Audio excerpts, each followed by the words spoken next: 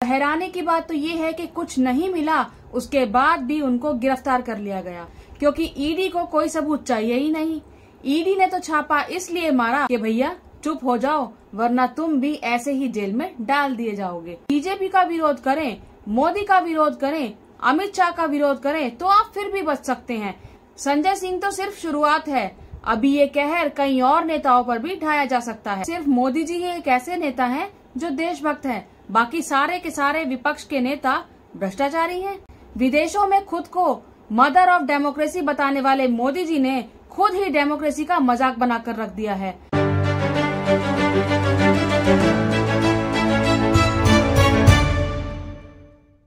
Hello and welcome दोस्तों, मैं हूं वंदना और आप देख रहे हैं लीगल चॉइस। दोस्तों, तानाशाह की तानाशाही चरम पर है। पहले पत्रकारों पर छापे पड़वाए और अब आम आदमी पार्टी के नेता संजय सिंह को गिरफ्तार कर लिया गया है। वही संजय सिंह जो सरकार की गलत नीतियों के खिलाफ बड़ी बेबाकी से बोलते हैं। उनको दिल्ली में हुए शराब घोटाले को लेकर गिरफ्तार किया गया है। उनके घर पर ईडी ने छापा मारा, पूरा घर खोद डाला, लेकिन कुछ नहीं मिला। और हैरानी की बात तो ये है कि कुछ नहीं मिला, उसके बाद भी उनको गिरफ्तार कर लिया गया, क्योंकि ईडी को कोई सबूत चाहिए ही नहीं। ईडी ने तो छापा इसलिए मारा ताकि संजय सिंह का मुंह बंद किया जा सके और संजय सिंह की तरह और जितने भी नेता मोदी के खिलाफ बोलते हैं उनको एक मैसेज मिल सके कि भैया चुप हो जाओ, वरना तुम भी ऐसे ही जेल में डाल दिए जाओगे। और ये तो तब है जब सुप्रीम कोर्ट ने ऑर्डर दिया है कि ईडी अपनी ताकत का गलत इस्तेमाल ना करे, लेकिन ईडी पर जरा सा भी फर्क नहीं पड़ा। संजय सिंह को जब गिरफ्तार किया जा रहा था उस समय उन्होंने एक वीडियो बनाकर डाला जिसमें वो अपनी माँ से आशीर्वाद लेते हुए नजर आ रहे हैं और साथ में मोदी के लिए 2 शब्द भी बोले हैं। आइए सुनते हैं उन्होंने क्या कहा। मोदी जी की सरकार के भ्रष्टाचार के खिलाफ, अडानी के महाघोटाले के खिलाफ लगातार मैं बोलता रहा, अपनी आवाज उठाता रहा। ईडी में कई शिकायतें भी अडानी के खिलाफ की, उनके घोटाले के खिलाफ की, उस पर कभी कोई कार्रवाई नहीं। और आज अचानक ईडी मेरे घर पे पहुंच गई, दिन भर छापेमारी की, सारी जांच की, सब कुछ खोल डाला, कुछ नहीं निकला। बावजूद इसके जबरन मेरी गिरफ्तारी की जा रही है। लेकिन हम लोग आम आदमी पार्टी के सिपाही हैं। मोदी जी से कहना चाहते हैं, मोदी जी आप चुनाव हार रहे हैं, बुरी तरीके से हार रहे हैं, और ये आपकी हताशा का संकेत है, ये आपकी हार का संकेत है। ये उदाहरण है इस बात का कि एक कायर, एक डरपोक प्रधानमंत्री किस तरीके से जुल्म करके, तानाशाही करके लोगों को जेल में डाल के चुनाव जीतना चाहता है।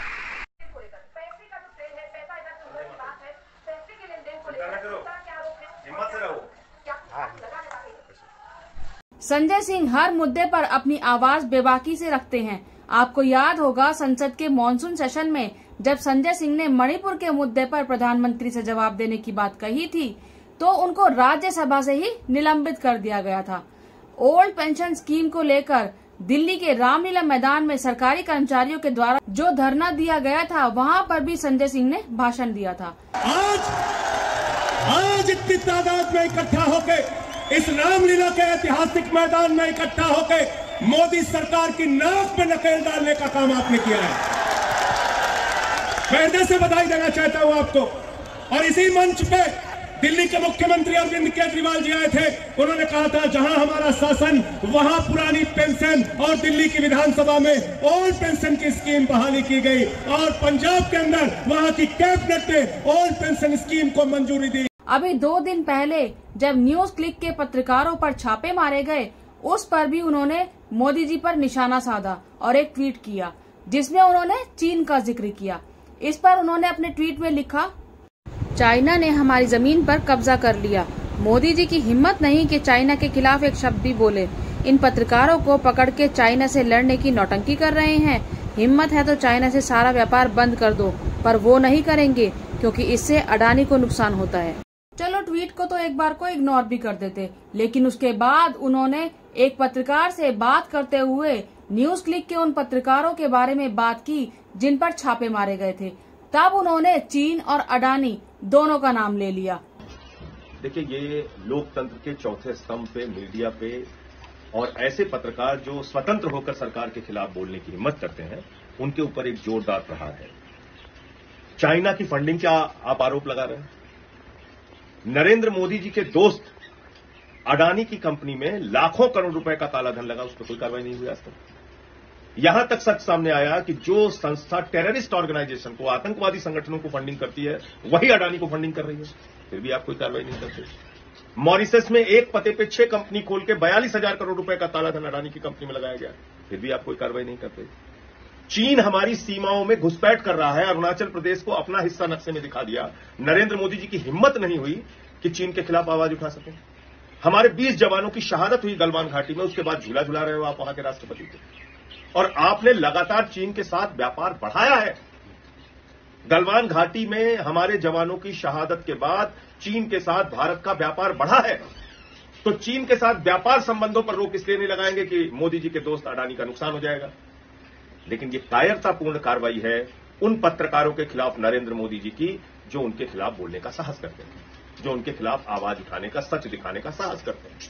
तो इसलिए आम आदमी पार्टी और हम सारे लोग इस गिरफ्तारी का, इस कार्रवाई का पूरी तरीके से विरोध करते हैं। और ये जो यूएपीए लगाया गया है, ये अपने आप में बहुत चौंकाने वाली बात है कि जिस मामले में कोर्ट ने संज्ञान लेते हुए किसी भी प्रकार की कार्रवाई पर रोक लगाई थी, किसी भी प्रकार की गिरफ्तारी करने पर रोक लगाई थी, उसी कार्रवाई को जबरन दिल्ली पुलिस को ट्रांसफर करके यूएपीए लगा के और गिरफ्तारी की जा रही है, कार्रवाई की जा रही है। ये मैं समझता हूं कि एक बहुत ही बड़ा हमला है ईमानदार पत्रकारों के ऊपर, सच बोलने वाले पत्रकारों के ऊपर। अगर सियासी नजरिए से न देखें संजय जी, और एक एजेंसियों की जांच के नजरिए से देखें, तो अगर किसी संस्था पर यह आरोप है कि वो स्टेट के खिलाफ यानी देश के खिलाफ कोई प्रोपेगेंडा कर रहे हैं चीन के इशारे पर, क्या उसकी जांच नहीं? मैंने तो आपको बताया, उदाहरण तो दिया आपको।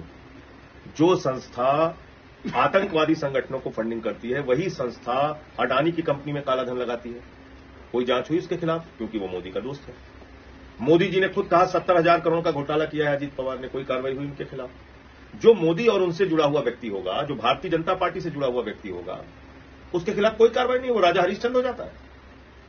और जो लोग सच बोलने का साहस कर रहे हैं, उसके खिलाफ आप कार्रवाई कर रहे हैं। अच्छा, बड़े हिम्मती हो आप, तो चीन की घुसपैठ पे क्यों नहीं बोल रहे हो?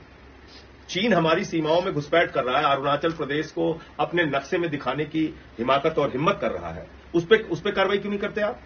संजय सिंह को सोचना चाहिए था कि आप बीजेपी का विरोध करें, मोदी का विरोध करें, अमित शाह का विरोध करें, तो आप फिर भी बच सकते हैं। लेकिन अगर आपने अडानी का नाम भी ले लिया तो आप किसी कीमत पर भी नहीं बच सकते। उन्हें याद रखना चाहिए था कि राहुल गांधी के साथ क्या हुआ था जब उन्होंने अडानी का नाम लिया था। अब सोचने वाली बात यह है कि जिस शराब घोटाले मामले में मनीष सिसोदिया को 6 महीने पहले ही गिरफ्तार कर लिया गया था, उसमें संजय सिंह को अब गिरफ्तार किया गया है। 6 महीने बाद ईडी को इनकी याद आई है, अब तक क्या सोए हुए थे?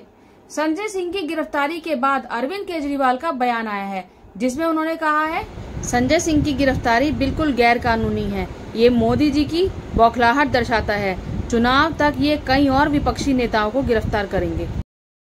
केजरीवाल ने जो बात कही है, वो बात हर उस व्यक्ति को समझ में आ जाएगी जो राजनीति की थोड़ी भी समझ रखता है।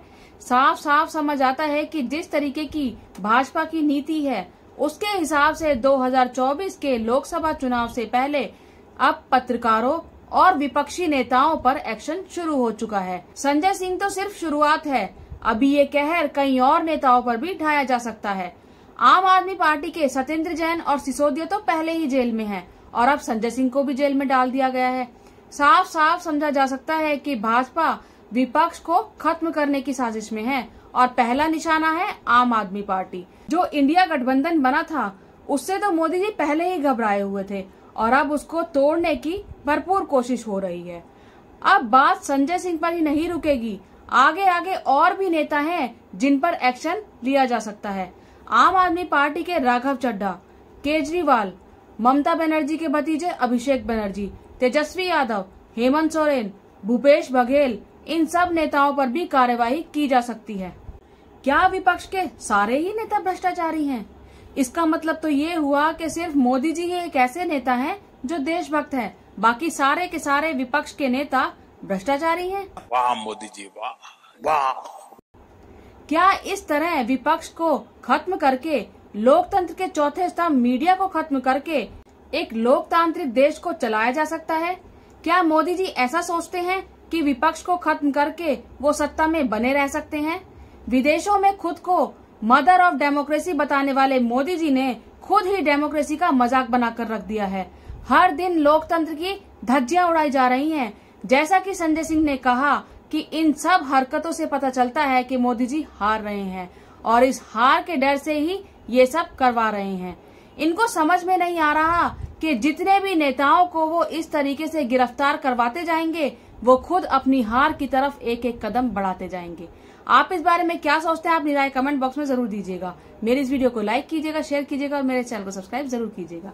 जय हिंद, जय भारत।